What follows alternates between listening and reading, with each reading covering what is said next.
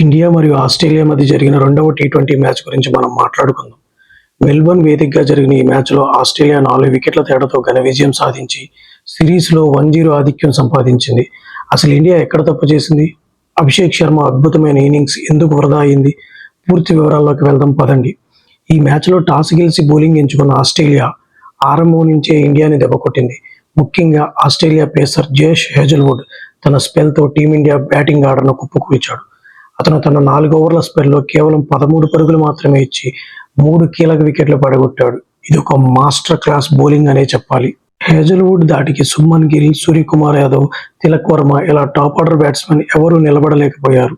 Power play ముగిసేసరికి India 40 పరుగులకే 4 వికెట్లు కోల్పోయి పీకల్లోతు కష్టాల్లో పడింది.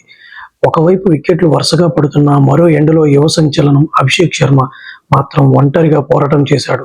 తను ఏదో వేరే పిచ్చిపై ఆడుతున్నాడా అనిపించేలా అద్భుతమైన షాట్లు ఆడాడు. కేవలం 23 బంతుల్లోనే తన హాఫ్ సెంచరీ పూర్తి చేసుకున్నాడు.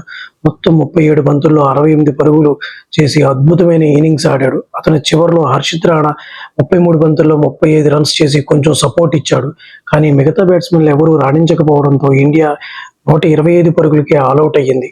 ఇక 126 పరుగుల స్వల్ప లక్ష్యంతో బరిలోకి దిగిన ఆస్ట్రేలియాకు వారి ఓపెనర్లు మిచెల్ మార్ష్, ట్రావిస్ హెడ్ అదిరిపోయే ఆరంభాన్ని ఇచ్చారు. బుమ్రా బౌలింగ్ను మొదట జాగ్రత్తగా ఆడినప్పటికీ ఆ తర్వాత ఇద్దరు బౌలర్లపై విరుచుకుపడ్డారు. ట్రావిస్ హెడ్ 15 బంతుల్లో 28 పరుగులు చేయగా కెప్టెన్ మిచెల్ మార్ష్ 26 బంతుల్లోనే 4 సిక్సర్లతో 46 పరుగులు చేశాడు. భారత బౌలర్లో వరుణ్ చక్రవర్తి కాస్త ఆకట్టుకున్నాడు. మ్యాచ్ చివరిలో బుమ్రా 2 బంతుల్లో 2 వికెట్లు తీసి కాస్త ఉత్కంఠ రేపిన అప్పటికే జరగాల్సిన నష్టం జరిగిపోయింది.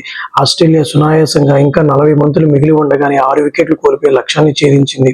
హేజల్వుడ్ అద్భుతమైన బౌలింగ్ ముందు అభిషేక్ శర్మ ఒంటరి పోరాటం సరిపోలేదు. లైక్ చేయండి, షేర్ చేయండి. మరిన్ని క్రికెట్ అప్డేట్స్ కోసం మన ఛానల్ సబ్స్క్రైబ్ చేసుకోండి. జై హింద్.